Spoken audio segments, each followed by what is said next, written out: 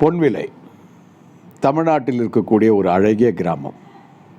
அனைத்து வளங்களும் கொட்டி கிடக்கும் கிராமம். அந்த கிராமத்தில் 10ஆம் வகுப்பு படிக்கக்கூடிய மாணவன் முத்து. அவருடைய தந்தை ஒரு பழ வியாபாரி. பொன்விலை கிராமத்தில் உள்ள மார்க்கெட் பகுதியில் பழக்கடை வைத்துள்ளார். முத்து தன்னுடைய பள்ளி நேரம் தவிர, படிக்கும் நேரம் தவிர சில சமயங்களில் கடையில் அமர்ந்து வியாபாரம் பார்க்கும் பழக்கம் கொண்டவன். அவனுடைய அணுகுமுறை, சிரித்த முகம் பல வாடிக்கையாளர்களை பெற்றுத்தந்தது. அது மட்டுமல்லாமல் அந்த கிராமத்தில் எல்லோரிடமும் அன்பாக பழகக்கூடியவன். அவன் ஒரு முறை பழக்கடையில் அமர்ந்து வியாபாரம் செய்து கொண்டிருக்கையில் அந்த பழக்கூடையில் ஒரு வினோதமான பழத்தை பார்த்தான். அந்த வினோத பழம் பார்ப்பதற்கு வேறு வடிவில் இருந்தது.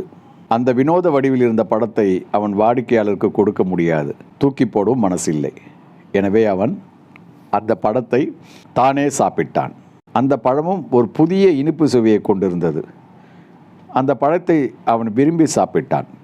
அவன் எப்பொழுதும் கடையிலிருந்து தன் வீட்டுக்கு செல்லும் வழியெல்லாம் பல பறவைகள் இருக்கும். அதை ரசித்தபடி அவன் செல்வான்.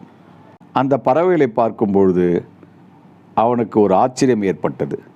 ஆம், அந்த பறவைகள் பேசுவதை அவனால் கேட்க முடிந்தது.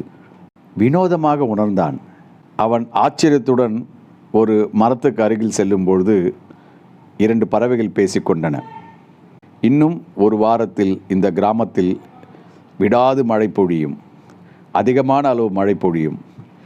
இப்படி தொடர்ச்சியாக மழை பொழிவதால் இந்த கிராமத்தில் உள்ள அணை நிரம்பி வழிந்து அணை உடைப்பு ஏற்பட்டு இந்த கிராமமே வெள்ளத்தில் முழுகப் போகிறது.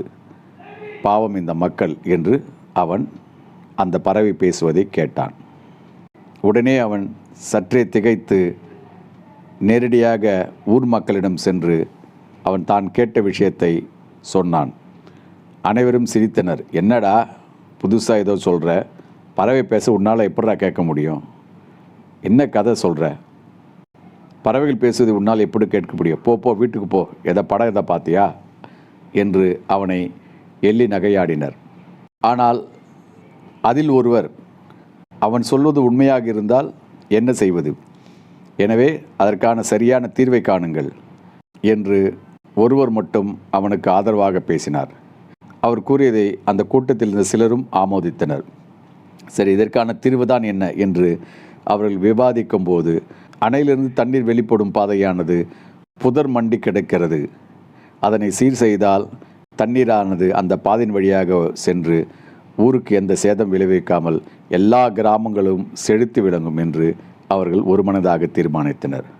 2-3 நாட்களில் அந்த ஊர் மக்கள் ஒன்று சேர்ந்து தண்ணீர் செல்லும் பாதையில் உள்ள முட்புதர்களை அகற்றும் வேலையில் ஈடுபட்டனர். 4-5 நாட்களில் எல்லா வேலையும் முடிந்து தண்ணீர் செல்லும் பாதையானது சீரானது. அந்த பறவை கூறியபடியே மழையானது பெய்ய ஆரம்பித்தது. விடாது மழை, அடைமழை, தொடர்ந்து 4 நாட்கள் மழை பெய்து அணை நிரம்பியது. இந்த ஊர் மக்கள் ஏற்கனவே தண்ணீர் பாதையை சரி செய்திருந்ததால் தண்ணீரானது எந்த தடையும் இல்லாமல் ஊருக்குள் செல்லாமல் அது தன் பாதையில் அழகாக ஓடியது. 2-3 நாட்களில் மழையும் நின்றது. அந்த நீர்ப்பாதையில் நீரானது சிறப்பாக ஓடி எல்லா கிராமங்களுக்கும் பயனளித்தது. ஊர் மக்களும் மகிழ்ச்சி அடைந்தனர். எல்லோரும் அந்த சிறுவனை பாராட்டினர். சிறுவனும் நேராக அந்த பறவைகளுக்கு சென்று தன் நன்றி கூறினான்.